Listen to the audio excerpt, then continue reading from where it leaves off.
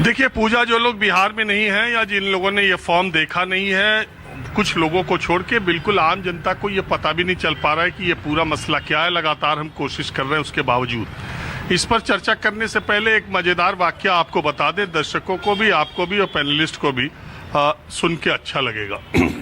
दिसंबर 2021 में लोकसभा में इसी सरकार में जो कानून मंत्री किरण रिजिजू अभी हैं, उन्होंने ही दिसंबर 2021 में चुनाव संशोधन अधिनियम बिल पेश किया था। इस बिल का सबसे महत्वपूर्ण प्रावधान क्या था?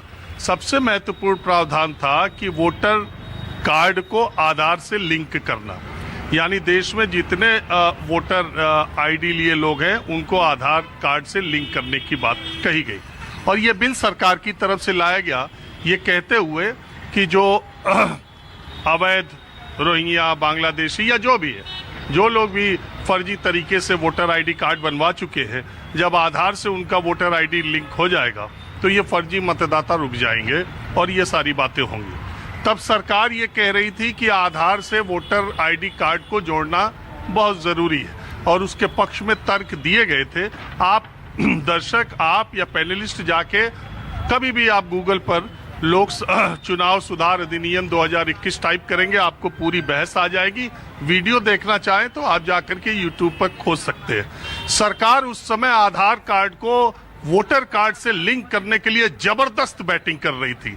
और मजेदार बात जानती हैं, विपक्ष इस पर इतना विरोध कर रहा था कि कह रहा था इस बिल को सेलेक्ट कमेटी के पास भेज देना चाहिए।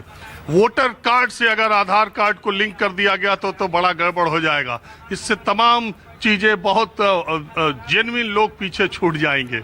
4 साल भी न बीते, पाला बदल के विपक्ष इधर हो गया, सत्ता पक्ष उधर हो गया। जो उस वक्त लोकसभा में विपक्ष कह रहा था, अब सरकार के प्रवक्ता, सरकार के मंत्री, सरकार के नेता बोल रहे हैं।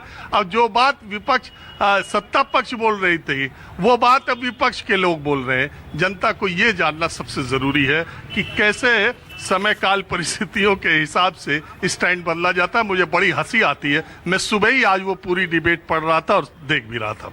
बहरहाल, अब आते हैं आज के मसले पर। देखिए पूजा, मैं यहाँ पर हूँ जमीन पर और मैं बहुत ही जिम्मेदारी के साथ ये बात कह सकता हूँ कि चुनाव आयोग ने जब ये फैसला लिया कि पहली बात तो ये समझना पड़ेगा, ये 7 करोड़ जो 90 लाख मतदाता हैं, इनका वोटर लिस्ट में नाम है। जो 2024 का लोकसभा चुनाव हुआ क्या है, एक एक वोटर का प्रिंट आउट निकाला गया। प्रिंट आउट के पीछे वो 11 दस्तावेज लिखे गए और ये कहा गया, उसमें फोटो भी है प्रिंट आउट में, और ये कहा गया कि आप अद्यतन एक फोटो लगाइए ताकि पहचान हो सके।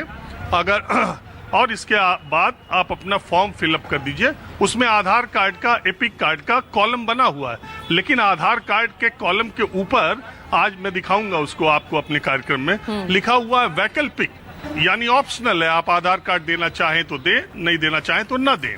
और उसके बाद ये कहा गया है कि आपको अपने जन्म और नागरिकता साबित करने के लिए ये 11 दस्तावेज में से एक दस्तावेज देने होंगे। चुनाव आयोग ने 1 जुलाई से, जो वैसे तो 24 जून से प्रक्रिया शुरू की, लेकिन बीएलओज को वो फॉर्म छपते छपाते और नीचे तक आते, बीएलओज बूथ लेवल अफसर, हर बूथ का एक बूथ लेवल अफसर होता है, उस तक पहुंचते पहुंचते 1 जुलाई हो गया।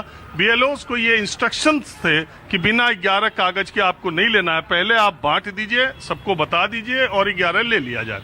दूसरे तीसरे दिन ही जब फीडबैक गया कि ऐसे तो नहीं हो पाएगा, चुनाव आयोग ने तुरंत कहा कि आप फॉर्म जमा कराकर, साइन करा करके आप ले लीजिए। आधार कार्ड की बात छोड़िए, अगर फोटो हो तो लगे, नहीं हो तो भी कोई बात नहीं है। और इस बात की तस्दीक उनके 6 जुलाई के सुबह के बिहार के सारे अखबारों के प्रमुख पृष्ठ पर छपे विज्ञापन ने कर दी, जिसमें उन्होंने ये बात साफ तौर पर कही। जब रायता ज्यादा फैला तो इलेक्शन कमीशन ने सफाई के तौर पर यह कहा कि यह व्यवस्था 25 जुलाई तक के लिए की गई है। आपत्तियों और दावों का जब 1 अगस्त से 31 अगस्त तक का समय होगा तो उन 11 दस्तावेजों में से एक दस्तावेज आपको जमा करने ही होंगे। और यही मामला जब सुप्रीम कोर्ट में गया है तो, और इंटरेस्टिंग बात ये, सबसे मजेदार बात जो मैंने अपने कई कार्यक्रमों में दिखाई, कि वो जो 11 दस्तावेज आप मांग रहे हैं, उसमें कई दस्तावेज जैसे निवास का प्रमाण पत्र, जाति का प्रमाण पत्र, उसका आधार ही आधार है। आधार के आधार पर ही वो बन रहा है, वो माना जाएगा, आधार नहीं माना जाएगा। ये भी अपने आप में एक कंट्राडिक्शन था।